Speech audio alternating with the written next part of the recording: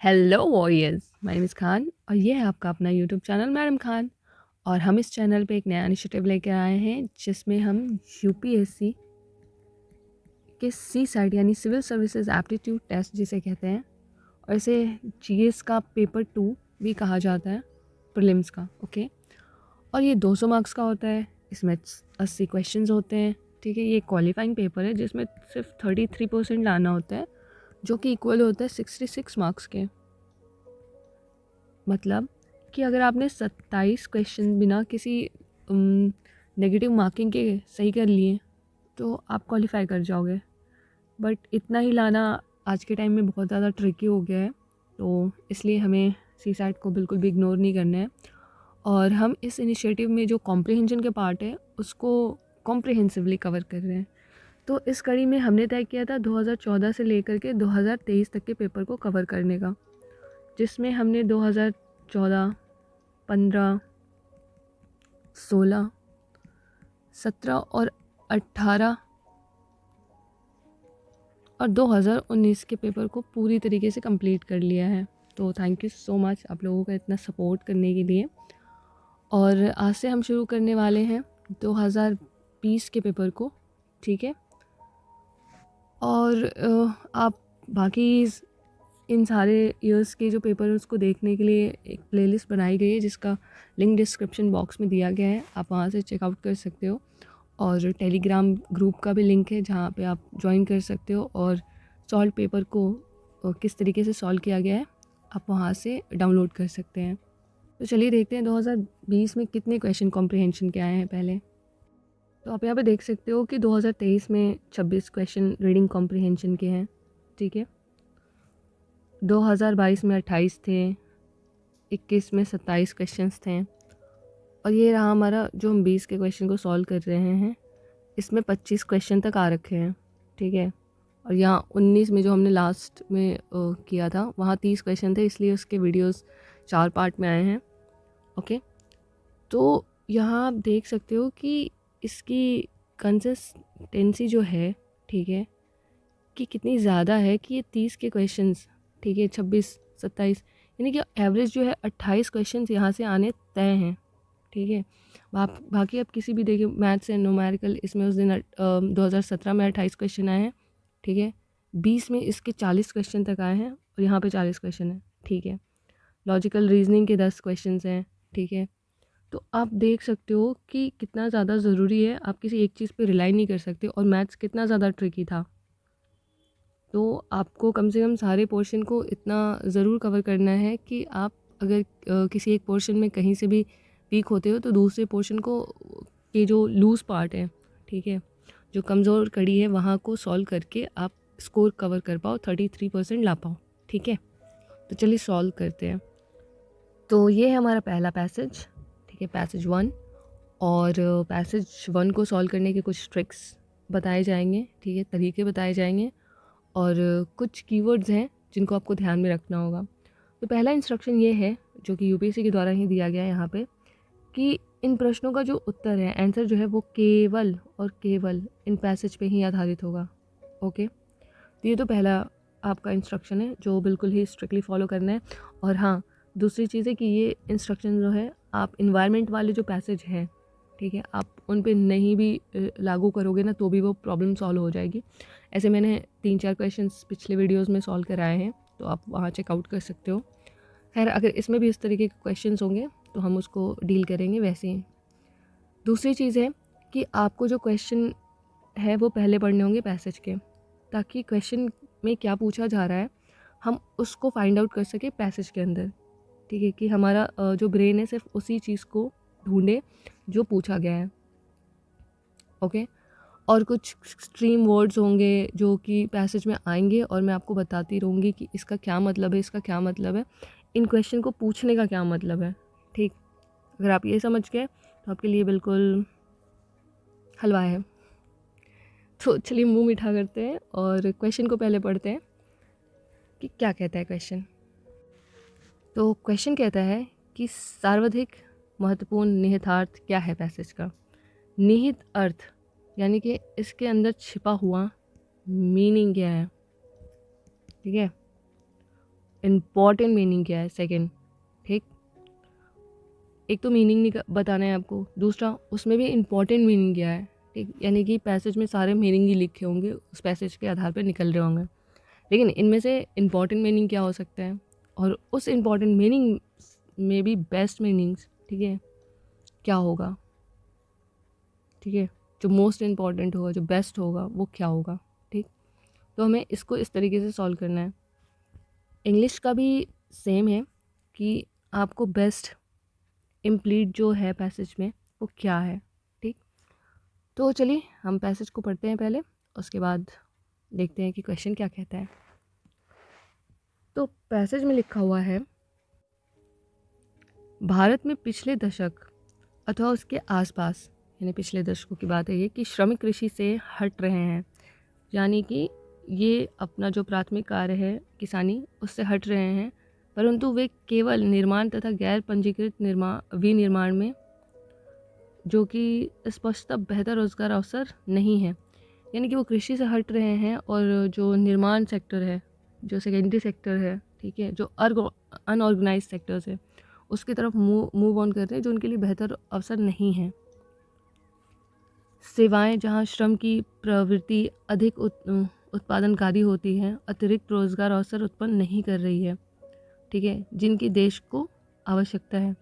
तो यहाँ पे बताया गया है जो सेवा सेक्टर है, जो सर्विस सेक्टर्स हैं, वो देश के लिए बहुत ज़रूरी है, लेकिन जो इस प्रकार की जो उत्पादकता है, सेवा सेक्टर्स की जो उत्पादकता है, ठीक है, वहाँ पे रोज़गार ना उत्पन्न नहीं हो रहे हैं, जबकि देश को इसकी ज़रूरत है। भारत को अगले दशक में कम से कम 24 मिलियन नौकरियों की आवश्यकता होगी। क्यों होगी? नए सेक्टर्स के लिए, ई बाज़ार के लिए, रोज़गार के लिए, ठीक है, इनमें अधिक से अधिक ये आधा ही भर पाएंगे। इन्हें और नौकरियों की ज़रूरत है और लोगों की ज़रूरत है, पर ये इनके पास इतने लोग नहीं, ये अधिक से अधिक आधा ही भर पाएंगे। केवल वे सेक्टर्स जो घरेलू मांग को बढ़ावा देते हैं, और वो क्या है घरेलू मांग को बढ़ावा देने वाले सेक्टर्स? स्वास्थ्य सेक्टर है, शिक्षा है, ठीक है, और शेष जो आधे भाग को सुगमतापूर्वक भर सकते हैं। तो कहने का मतलब जो है पूरे पैसेज को जो सारे यहाँ निकल करके समझ आता है थोड़ा बहुत, कि श्रमिक जो है वो मूव ऑन कर रहे हैं, ठीक है, अनऑर्गेनाइज सेक्टर्स की तरफ। क्यों? बेहतर रोज़गार के लिए। लेकिन देश में अवसर की कमी है अभी सेवा सेक्टर्स और उससे रिलेटेड जो विनिर्माण क्षेत्र है उस साइड पर। ठीक, अवसर की कमी है, लेकिन हमें देश की को ज़रूरत भी है इस सेक्टर्स में नौकरियों को बढ़ाने के लिए, यानी इसके लोगों की ज़रूरत है, लेकिन हम अवसर की को उस तरीके से लोगों में बांट नहीं पा रहे हैं, क्योंकि शायद वो अनस्किल्ड हैं इस हिसाब से। ये तो चलो ला के निकल रहा है क्रक्स। ठीक, इनकी आवश्यकता क्यों है? क्योंकि हमें नए सेक्टर्स में लोगों की ज़रूरत है, लेकिन हम फिर भी उसकी भरपाई नहीं कर पा रहे हैं। ठीक, तो अब चलिए ऑप्शंस को देखते हैं क्या कहता है। तो पहला स्टेटमेंट ये कहता है कि ग्रामीण से शहरी क्षेत्र में श्रमिकों का प्रवासन कम करने के लिए बड़े कदम उठाने की आवश्यकता है। तो क्या ऐसा प्रवासन तो हो रहा है, ठीक है, तो क्या ये बड़े कदम उठाने की ज़रूरत है? क्या पैसेज ये कहना चाह रहा है? पैसेज में पूरा फोकस किया गया है कि ये प्रवासन है एक कारण, लेकिन ये मोस्ट पॉपुलर कारण नहीं है, ठीक है, ये उनमें से एक कारण है। मैंने कहा था ना नियतार्थ है, फिर उसमें भी महत्वपूर्ण ढूंढना है। प्रवसन कारण है, लेकिन वो मोस्ट इम्पॉर्टेंट नहीं है। क्यों? क्योंकि प्रवसन के पीछे का क्या कारण है? बेरोज़गारी है इनके अपने सेक्टर्स में, तभी ये तो मूव ऑन कर रहे हैं, ठीक है। तो ये है मीनिंग, बट ये संकीर्ण है, यानी छोटा है, इससे और ज़्यादा बड़ा मोस्ट इम्पॉर्टेंट हो सकता है। पर देखते हैं कि आगे क्या है ऑप्शंस में। ऑप्शन बी जो कहता है स्टेटमेंट कि निर्माण तथा गैर पंजीकृत, इसका क्या कहते हैं, इंग्लिश वाला भी हम लोग देख लेते हैं साथ के साथ ही। Strong measures need to be taken to reduce the rural to urban migration of labour, ठीक है, वही स्टेटमेंट जो बी है वो कहता है कि निर्माण तथा गैर पंजीकृत विनिर्माण में कार्य करने की परिस्थितियों में सुधार लाना चाहिए। तो आपको लगेगा कि अच्छा सुधार लाना चाहिए, तो सुधार ये भी आपको लगेगा कि हाँ ये मीनिंग तो निकल ही रहा है, लेकिन हमें बोला गया है सबसे मोस्ट सर्वाधिक, यानी कि सब पढ़िए फिर, ताकि आप सबसे ज़्यादा बेस्ट निकाल सकें। यहाँ बी ऑप्शंस क्या है, कहते हैं इसका, the working condition in constructions and unregistered manufacturing needs to be improve. तो खैर मुझे नहीं लगता कि इसको इम्प्रूव करने की ना ज़्यादा ज़रूरी है या क्या। चलो आगे पहले पढ़ते हैं, उसके बाद तय करेंगे। स्टेटमेंट सी कहता है कि सेवा सेक्टर बेरोज़गारी की समस्या को कम कर रहा है। तो क्या ऐसा है? ये तो बिल्कुल ही गलत है कि क्या सेवा सेक्टर बेरोज़गारी की समस्या को कम कर रहा है? नहीं, इसका मतलब ये नहीं, ये भी बहुत लो मतलब निकल रहा है। हमारा यहाँ पे डी ऑप्शन जो कहता है कि बड़े पैमाने पर रोज़गार उपलब्ध कराने के लिए सामाजिक क्षेत्र में खर्च का बढ़ाना आवश्यक है। चलो ये आप खर्च को तो बाद में रखो, यहाँ पे क्या लिखा है, बड़े पैमाने में रोज़गार को उपलब्ध कराना, ये है आपका मेन पॉइंट।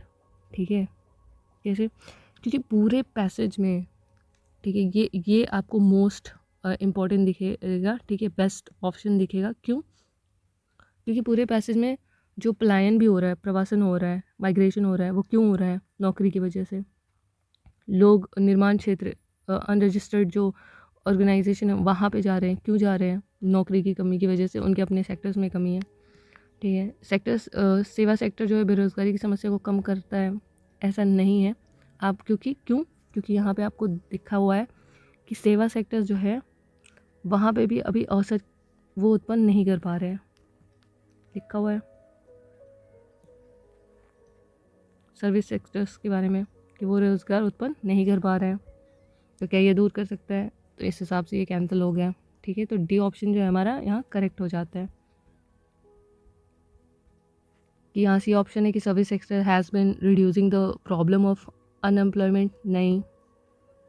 ठीक, D option increased social sector spending in is imperative for large scale job creation. ठीक, यहाँ पे है हमें जॉब की दिक्कत हो रही है तो हमें जॉब क्रिएशन पे ध्यान देना है, पूरा पैसेज ये कह रहा है। आप इस कीवर्ड से इसको ध्यान रख सकते हो कि ये मोस्ट आपको बेस्ट ऑप्शन है। ठीक है, चलिए फिर नेक्स्ट देखते हैं।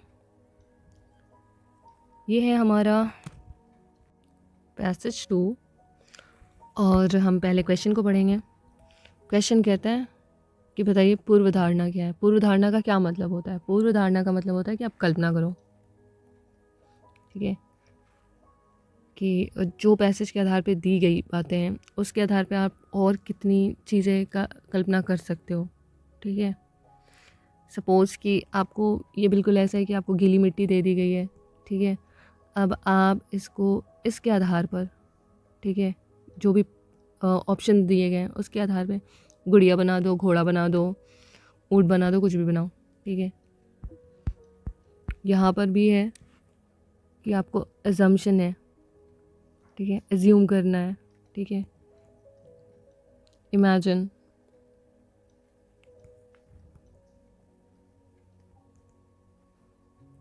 ओके।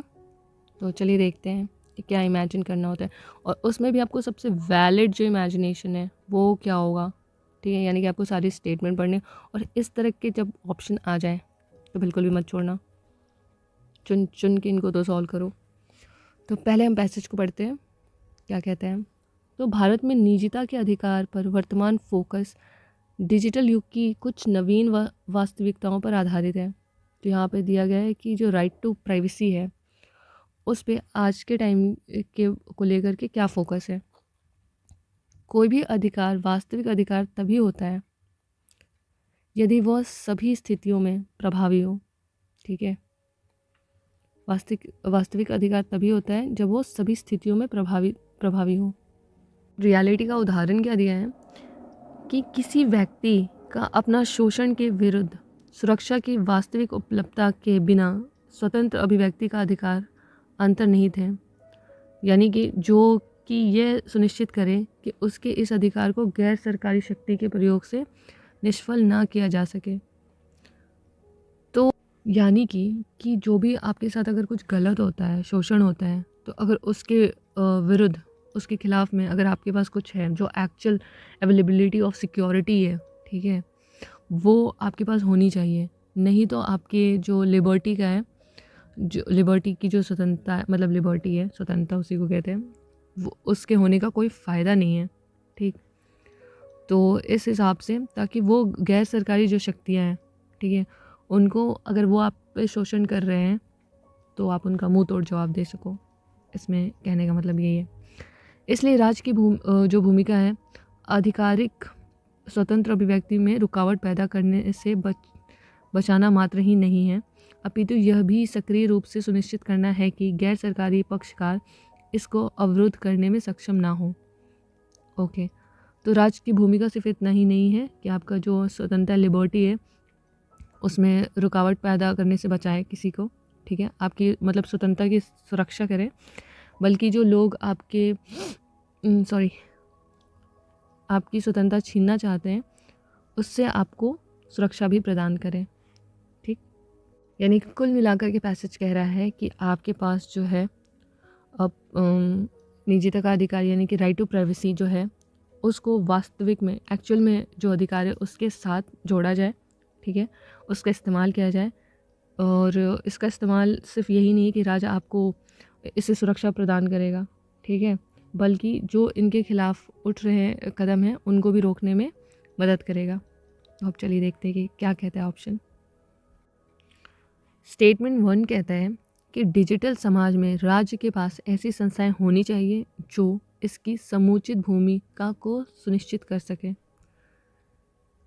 तो सही बात है। तो यहाँ पे क्या है कि state should have some institution to ensure its appropriate role in a digital society. बिल्कुल करेक्ट, पैसेज में है हमारा सार निकल रहा है।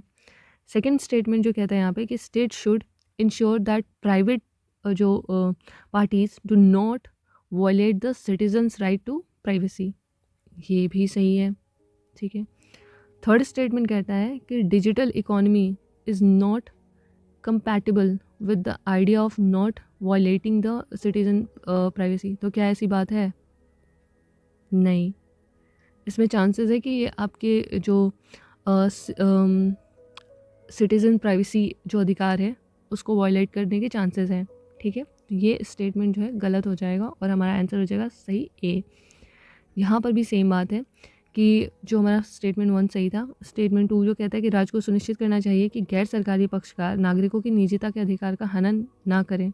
हाँ बिल्कुल। थर्ड कहता है कि डिजिटल अर्थव्यवस्था नागरिकों की निजता का हनन ना करने के विचार से सुसंगत नहीं है। तो नहीं, ये गलत है। तो हमारा आंसर जो हो जाएगा ए हो जाएगा। चलिए नेक्स्ट देखते हैं। हमारा नेक्स्ट पैसेज है पैसेज थर्ड, ठीक है। और इसका जो क्वेश्चन है, ठीक है, वो कहता है कि आपको सर्वाधिक तर्कसंगत और विवेकपूर्ण निष्कर्ष निकालना है।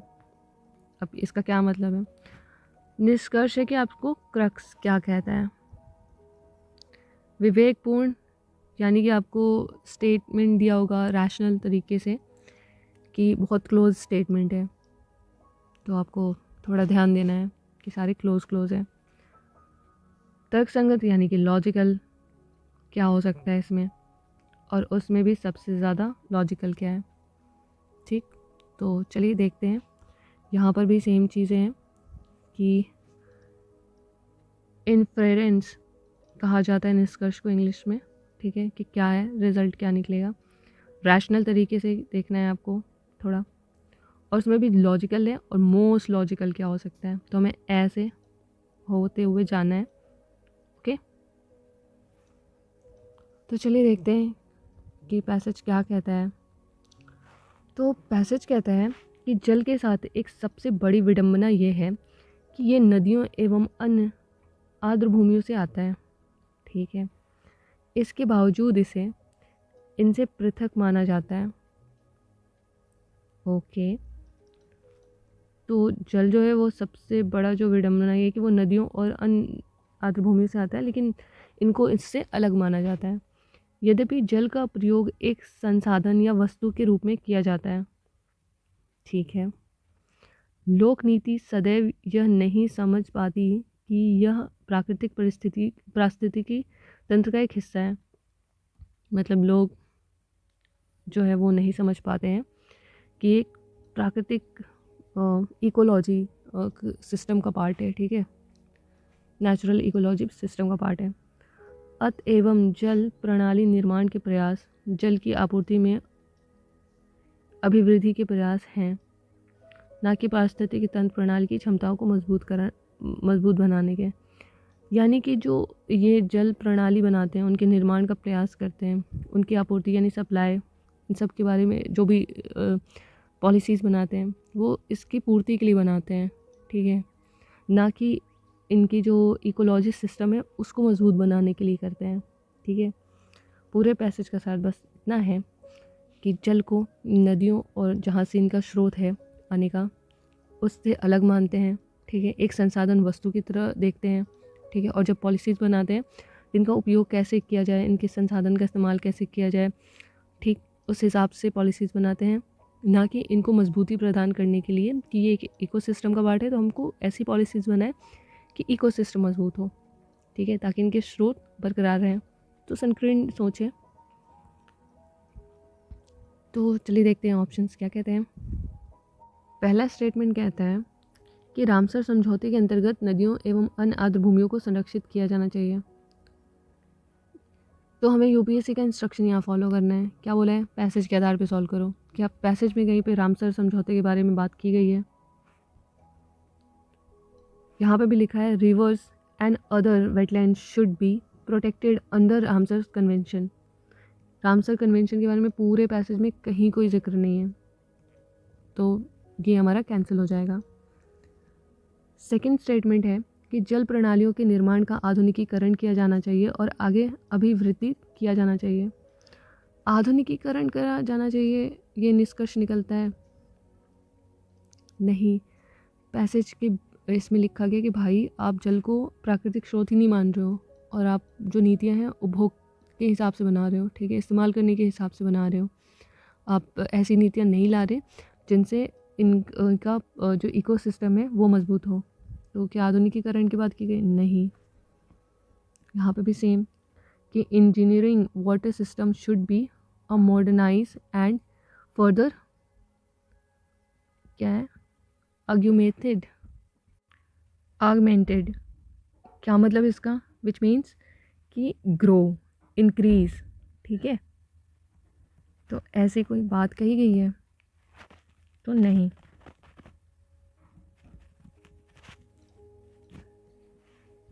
ये हमारा हो जाएगा कैंसिल। नेक्स्ट देखते हैं। नेक्स्ट स्टेटमेंट कहता है कि आर्द्र भूमियों को यानी वेटलैंड को जल के मुख्य स्रोत के रूप से कहीं अधिक प्रबलित करना चाहिए। तो हाँ, ये तो ठीक ठीक से लग रहा है, बट हमें देखना है मोस्ट, ठीक है, सर्वाधिक।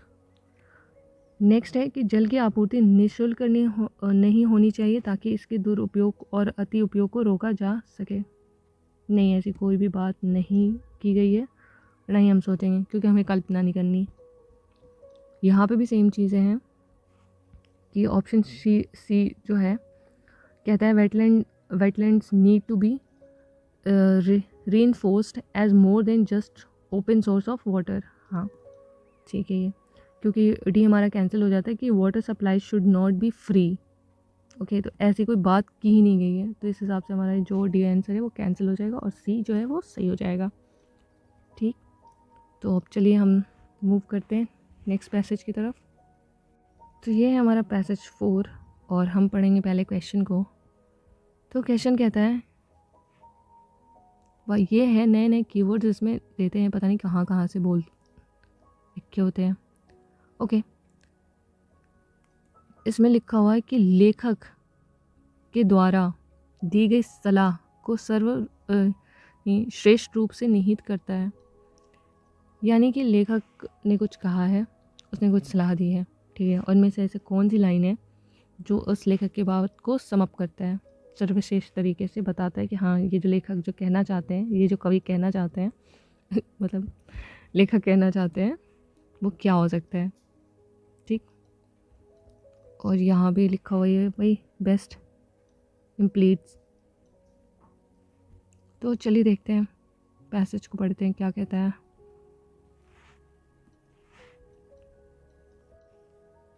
हमारे निवेश निर्णयों में से सबसे महत्वपूर्ण होता है संपत्ति का विनिधान और दुख की बात यह है कि हम में से अधिकांश इस निर्णय को उतना महत्व नहीं देते जितना वांछित है।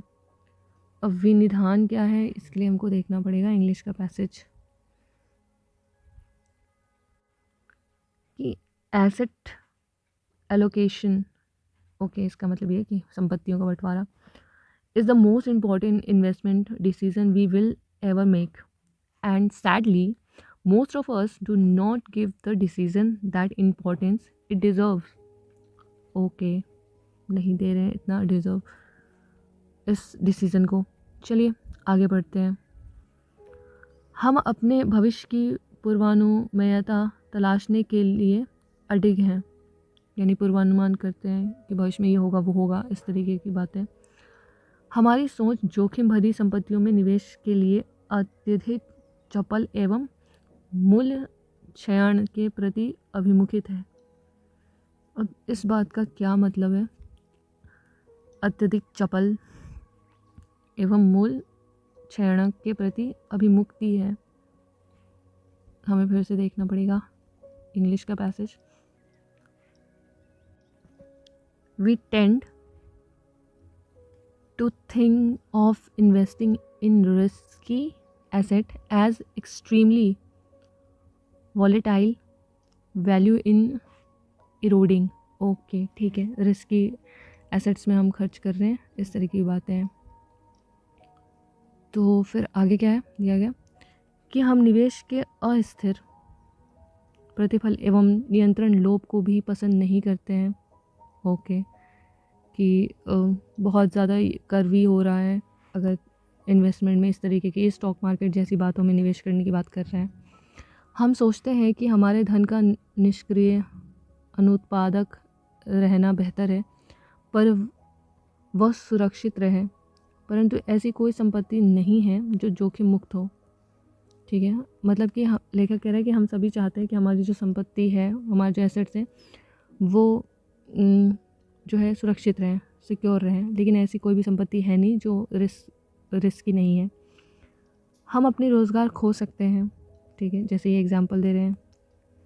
हमारे घर पर मूल्य खो सकते हैं, हमारे बैंक दिवालिया हो सकते हैं, हमारे जो बॉन्ड है भुगतान से चूक सकते हैं, सरकार गिर सकती है और हमारे मन मुताबिक चुनी हुई कंपनियों का अस्तित्व समाप्त हो सकता है। पर हम यह मानकर जीवन नहीं जी सकते कि ये सभी चरम जो घटनाएं हैं, ये जो एक्सट्रीम इन्होंने ऊपर बताए हैं, ये सारी घटनाएं वो भी सभी एक साथ घटित होने के लिए तैयार बैठी हैं। हम जानते हैं कि जोखिम के ये सभी चरम स्वरूप एक साथ प्रकट नहीं होंगे। ओके, तो कुल मिलाकर के जो लेखक साहब कहना चाह रहे हैं वो ये है कि वो इन्वेस्टमेंट की बात कर रहे हैं और वो ये कह रहे हैं कि इन्वेस्टमेंट करना चाहिए, और इन्वेस्टमेंट एक जोखिम भरा काम है, तो सोच समझ के करना चाहिए। क्योंकि वो ये भी बता रहे हैं कि ऐसा कभी भी नहीं होगा कि आपकी संपत्ति रिस्क से बाहर होगी अगर आप इन्वेस्ट नहीं कर रहे हो उसको, तो कहीं पे भी, क्योंकि कुछ भी हो सकता है, रोज़गार खो सकता है, सो ऑन। ठीक, और जो भी ये घटनाएं बता रहे हैं कि ये सारी घटनाएं एक साथ होंगी भी नहीं, तो इसलिए मतलब सोच समझ के इन्वेस्टमेंट के बारे में बात की गई है और एक्सट्रीम लेवल की सोच के साथ। तो चलिए अब ऑप्शन देखते हैं कि क्या कहता है। पहला स्टेटमेंट कहता है कि अपने धन को विभिन्न प्रकार की संपत्तियों में इस प्रकार बांटें कि आपका जोखिम निम्नीकृत हो सके। ओके, जोखिम वाला तो है ही पूरा, उन्होंने पैसे जी बता दिए कि पैसे को इन्वेस्ट करना कितना रिस्की है। तो इसका इंग्लिश का ऑप्शन हम देखते हैं कि distribute your wealth across different kinds of asset so that your risk would be minimised. ये ठीक तो लग रहा है, बट हमें देखना है कि और क्या बातें हैं। यदि आप धन कमाना चाहते हैं तो जोखिम उठाने वाला व्यवहार आपके अस्तित्व का एक आवश्यक घटक होना चाहिए। हाँ, वो तो ठीक है, होना चाहिए आवश्यक घटक, लेकिन क्या ये पूरी बात इस पे आधारित है? नहीं, पूरा पैसेज आधारित है लगभग कि भाई एसेट का इन्वेस्टमेंट करें, और इन्वेस्टमेंट जो है वो रिस्की होता है, तो आप सोच समझ के करें, इस तरीके की बातें हैं। तो ठीक है, चलिए इसको भी रखते हैं, हम देखते हैं नेक्स्ट क्या है। निवेश करते समय एक ऐसे भरोसेमंद संपत्ति प्रबंधन संगठन संस्थाओं को खोजिए जो आपके लिए धन का ठीक प्रबंधन कर सके। ऐसा तो कुछ है ही नहीं, वो तो बता ही रहा है पैसेज में कि कुछ भी हो सकता है, रिस्क है, ये है, वो है, तो ऐसा कोई भी संगठन नहीं है, सरकार तक गिर सकती है, ऐसी बातें कर रहा है।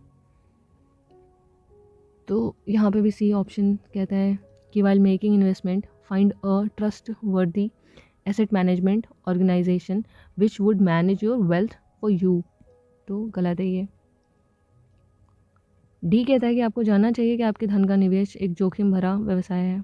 हाँ, तो ये तो जानना चाहिए, लेकिन अब इन तीनों ऑप्शन में जो मोस्ट है, जो श्रेष्ठ है, ठीक है, जो बेस्ट है, वो क्या बता रहा है? ये एक पॉइंट बता रहा है कि रिस्की है, ठीक है। इस पॉइंट में बता रहा है कि धन कमाना जो कि जोखिम उठाने वाला व्यवहार है, ये भी वही बात बता रहा है कि रिस्की व्यवहार है, ठीक है, तो आपको रिस्की होना चाहिए।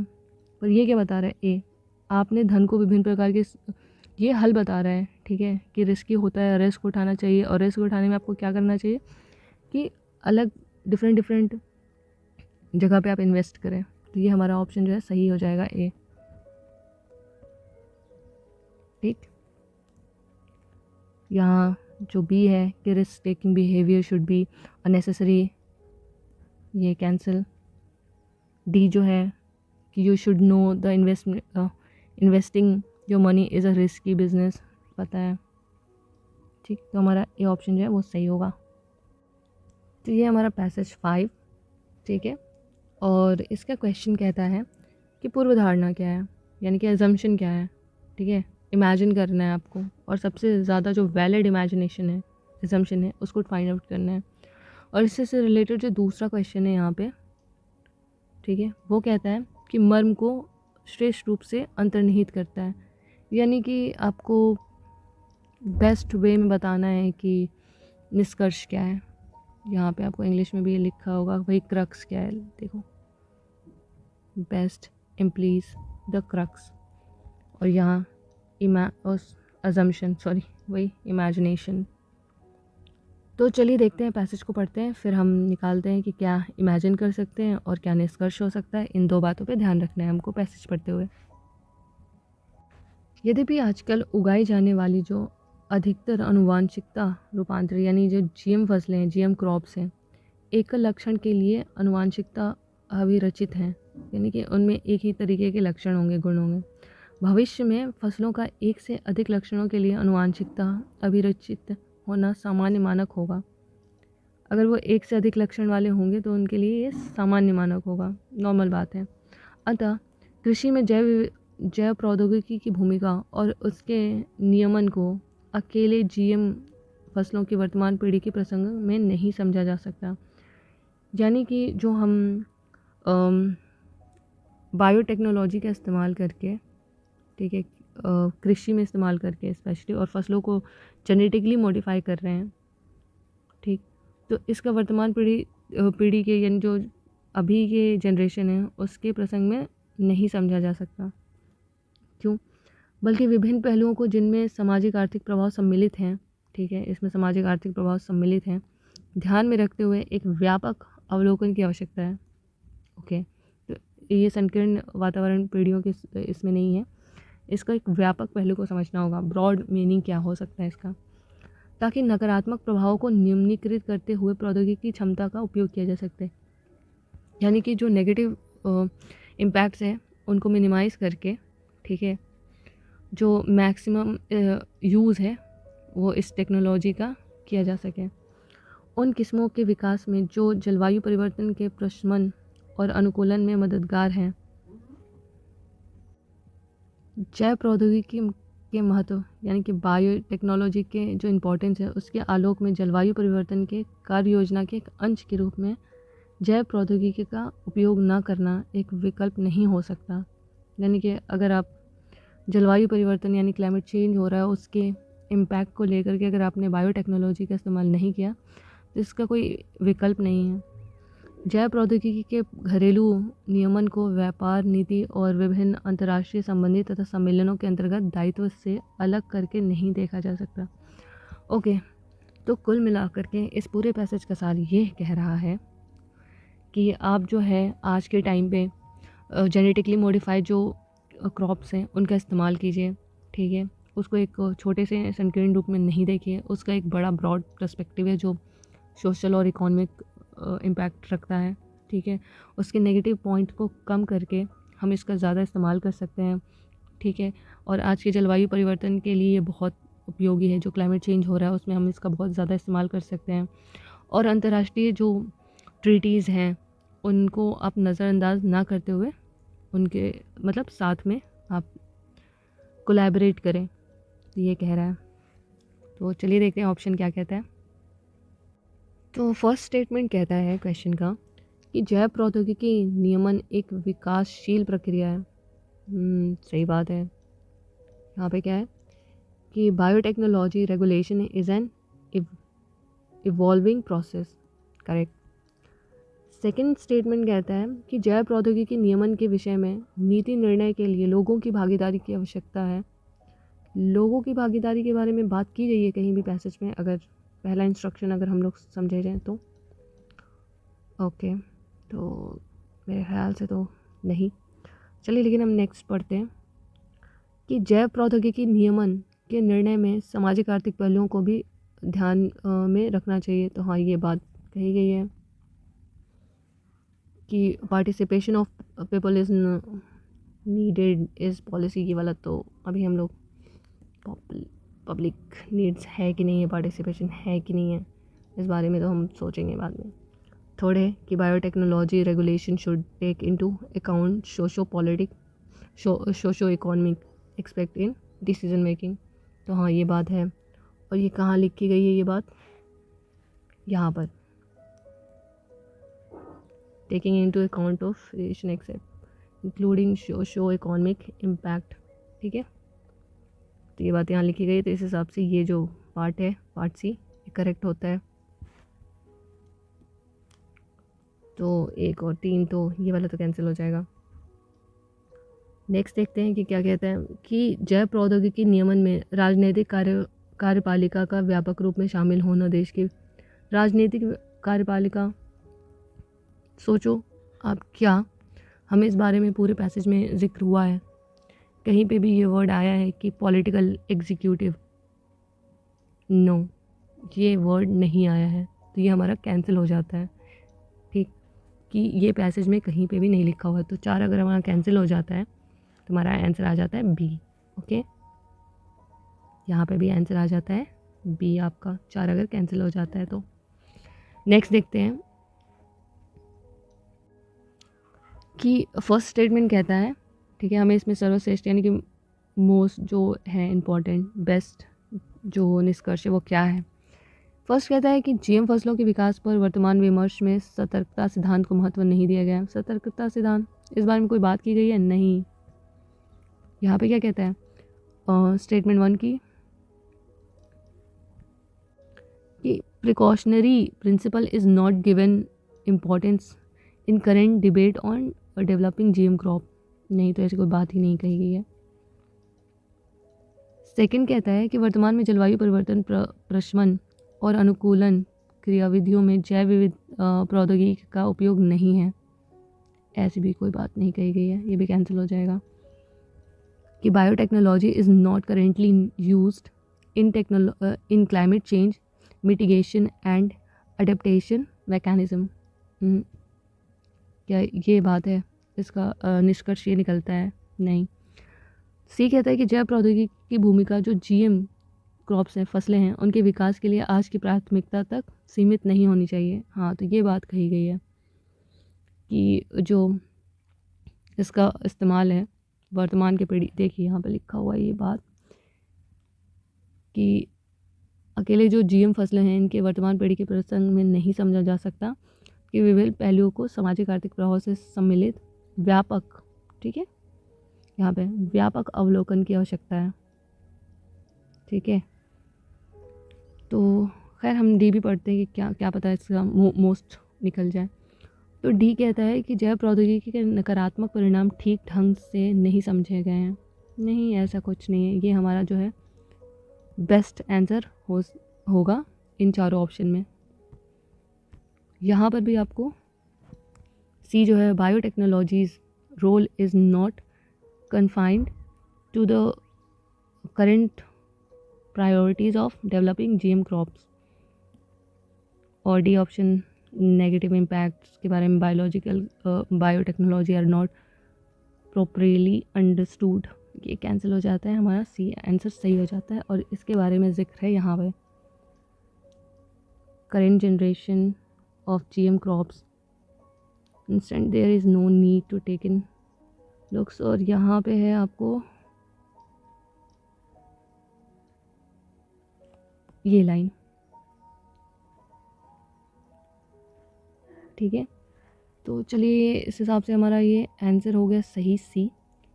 और आज का पैसेज होता है हमारा समाप्त। मिलते हैं हम नेक्स्ट वीडियो में अगले पैसेज के साथ। तो thank you so much for your support. और जल्दी जल्दी से इसको मैं कंप्लीट कराने की कोशिश करती हूँ ताकि आप और भी चीज़ों पर ध्यान देते रहें। और ये धीरे धीरे आ ही रहा है, आप प्लेलिस्ट जा करके आराम से शुरू से लेकर के पढ़ सकते हो। आराम से वीडियो को बनाई गई है, ठीक है। एक एक चीज़ पे ध्यान दिया गया है और आपके लिए शायद ये बेनिफिट कहीं ना कहीं करे। तो चलिए, थैंक यू सो मच।